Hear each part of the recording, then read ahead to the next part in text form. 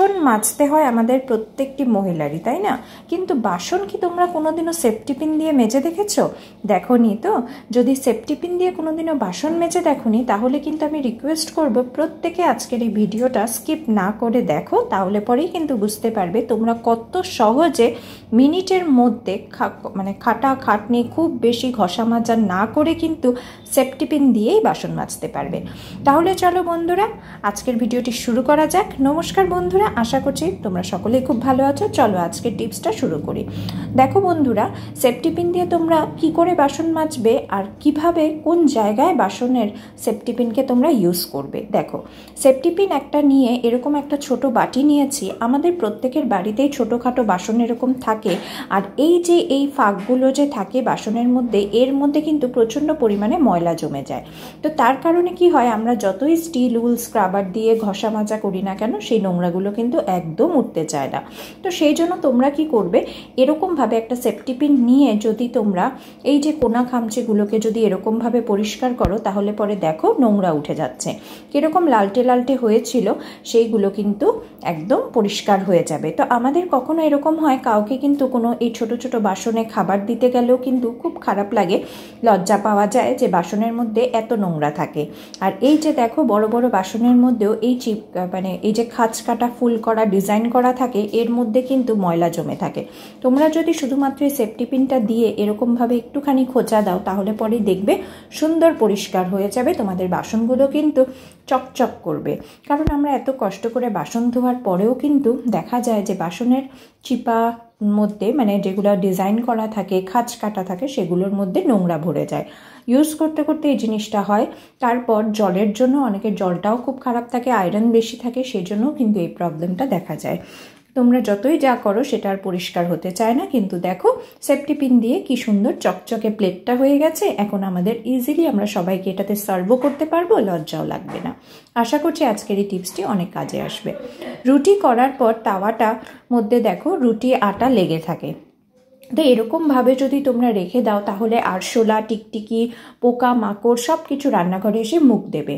তো আর রুটি বানানোর আগে সেটা কিন্তু ধোয়া যায় না। এই জন্য রুটি বানানোর পরে যখন রুটি আটা বেলা হয়ে যাবে রুটি, তখন সাথে সাথে এরকম একটা টুথব্রাশ নেবে, যেটা পুরনো টুথব্রাশ নিয়ে এরকমভাবে একটু ডলে দেবে জলের মধ্যে দিয়ে, সাথে সাথে দেখবে উঠেও যাবে আর সুন্দর পরিষ্কার হয়ে যাবে।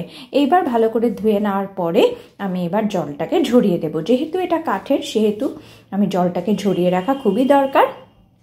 এবার ভালো করে আমি এবার মুছে নেব।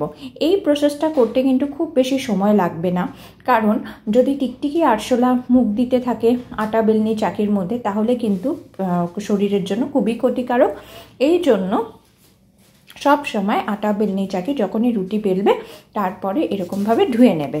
ধুয়ে নেওয়ার পরে এরকম ব্যাগ তো আমাদের প্রত্যেকের বাড়িতেই থাকে, এক্সট্রা পলি ব্যাগ হোক, ক্যারি ব্যাগ হোক, এরকম বিগ শপারের ব্যাগ হোক, প্রত্যেকের বাড়িতেই থাকে। সুন্দর একটা পরিষ্কার ব্যাগ নিয়ে এরকমভাবে ঢুকিয়ে তোমরা যেখানে রাখো সেখানে রান্নাঘরে রেখে দেবে, দেখবে আর কোনো ভয় থাকবে না। তারপর যেদিন আবার রুটি বানাবে, সেদিন এর মধ্যে থেকে বের করে আরামসে রুটি বানাতে পারবে, কোনো ভয়ও থাকবে না যে পোকামাকড় মুখ দিয়েছে বলে। আজকের আরেকটা টিপস, যেটা প্রত্যেক মহিলাদের জন্য খুবই জরুরি, কারণ আমরা প্রত্যেকেই কিন্তু কোথাও যাওয়ার সময় কিন্তু সাজুগুজু করি, তাই না? লিপস্টিক লাগাই, এগুলো করি। তো সেটা আমাদের কি হয়, মেকআপ করার পরে আবার ঘুরে আসার পর কিন্তু আমাদের মেকআপটাও তুলতে হয়। তো দেখো বন্ধুরা, আমি তোমাদেরকে হাতেই করে দেখাচ্ছি যে তোমাদের জন্য সেই জন্য মেকআপ রিমুভার কিনতে হয় কত টাকা দিয়ে। তো সেই জন্য তোমরা কি করতে পারো, প্রত্যেকের বাড়িতে আশা করি ভ্যাসলিন আছেই। তো তোমরা মেকআপ তোলার জন্য, ঠোঁটের থেকে লিপস্টিক তোলার জন্য এরকমভাবে যদি ঠোঁটের মধ্যে হোক লিপস্টিক তোলার জন্য মেকআপ রিমুভার ইউজ না করে তোমরা যদি ভ্যাসলিন একটু লাগিয়ে দাও, তারপর একটা কটন দিয়ে যদি মুছে নাও, তাহলে দেখবে খুব সহজেই তোমাদের মেকআপ রিমুভ হয়ে যাবে। তোমাদের আর টাকা পয়সা খরচ করে মেকআপ রিমুভার কিনতে হবে না। এই টিপসটা তোমাদের অনেক কাজে আসবে। এবার যেটা তোমাদের সাথে আরেকটা টিপস শেয়ার করব, সেটাও কিন্তু খুবই জরুরি। তোমরা স্কিপ না করে ভিডিওটি যদি দেখছো তাহলে কিন্তু তোমাদেরই ভীষণ লাভ হবে। আর বন্ধুরা, কে তোমরা কোনখান থেকে ভিডিওটি ওয়াচ করছো আমাকে কিন্তু কমেন্ট করে অবশ্যই জানাবে, আমার খুব ভালো লাগবে। এবার একটা খুব ভালো টিপস তোমাদের সাথে শেয়ার করছি, দেখো, সেটা হলো আলু নিয়ে। আলু আমাদের বাড়িতে কিন্তু অনেক সময় কি হয়, বেশি কাটা হয়ে যায়, তরকারিতে এত আলু লাগবে না, তো সেটা কি করে তোমরা স্টোর করে রাখবে। যদি তোমাদের আলুটা বেশি কাটা হয়ে যায় আর স্টোর করে রাখতে হয়, তাহলে পরে সব সময় ভর্তি করে জল দিয়ে তারপর আলুটাকে এরমভাবে ডুবিয়ে রেখে দেবে, দেখবে আলু কালো হবে না। তোমরা পরের দিনও এই কাটা আলুকে ইউজ করতে পারবে।